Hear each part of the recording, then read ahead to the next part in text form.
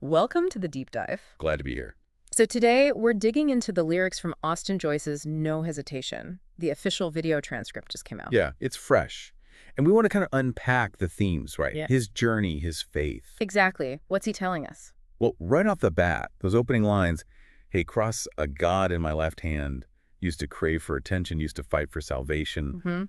That used to is doing a lot of work there. It really is. It signals this past self, needing that outside validation, wrestling with spiritual stuff. Like he's moved on from that place. Carrying faith, sure, but the craving and fighting, that was then. Precisely. And then the shift is so immediate.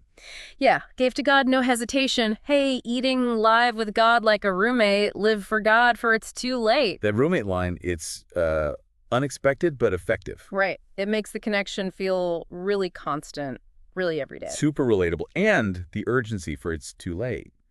That feels significant, like something happened. Some kind of turning point, maybe. So, Which leads into the blessings he mentions. yeah.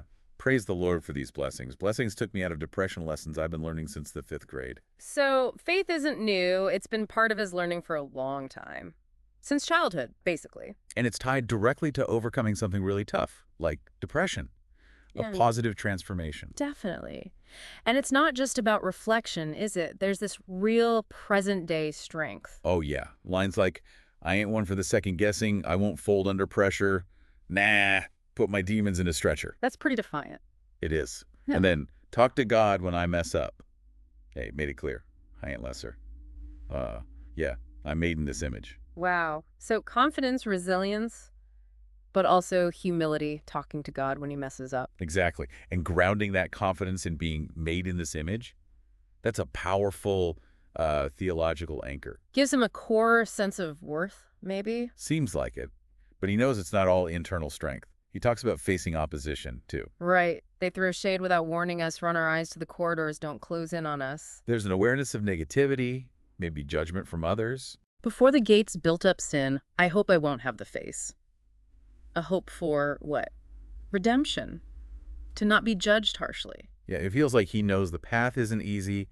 There are external pressures, which might tie into his priorities. You mean the bit about, claiming we favor, but what are we after pursue our pastors not led by the mass? Exactly that. He's questioning superficial goals, chasing some dreams in the end that will shatter. And then contrasting it with, I am pleading my case, save souls before saving faces. Yeah, that's a really clear statement of values, isn't it? Spiritual substance over like reputation or appearances. Makes sense. Yeah. But it's not like it's easy. He mentions internal struggles, too. Oh, for sure. Yeah, All this pride creep around me when I'm feeling lonely. That's very honest. very, admitting that vulnerability. But Christ put me back in my place. Hmm. So faith is the corrective. Like an anchor against ego. And then he mentions enemies, demons. It's similar to Riddle and enemy come belittle, in my opinion. I'm against the old demons while yelling finish. It's an ongoing fight.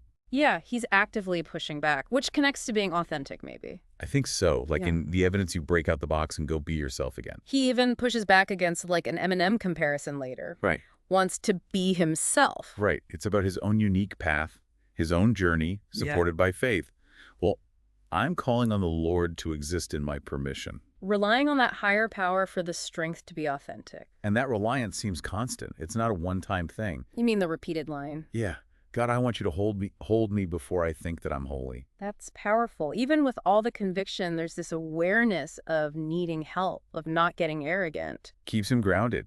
It shows, faith isn't about achieving perfection, but about that continuous relationship, that dependence. So summing it up, it's a journey from, like, needing attention and struggling to this really committed present faith. Yeah, marked by overcoming things, finding resilience, but always recognizing that need for divine support. Facing challenges inside and out. It's quite a raw picture. It really is a personal window into his walk with faith.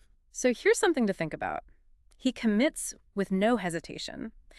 How does hearing someone express that kind of certainty alongside their acknowledged struggles make you think about your own challenges?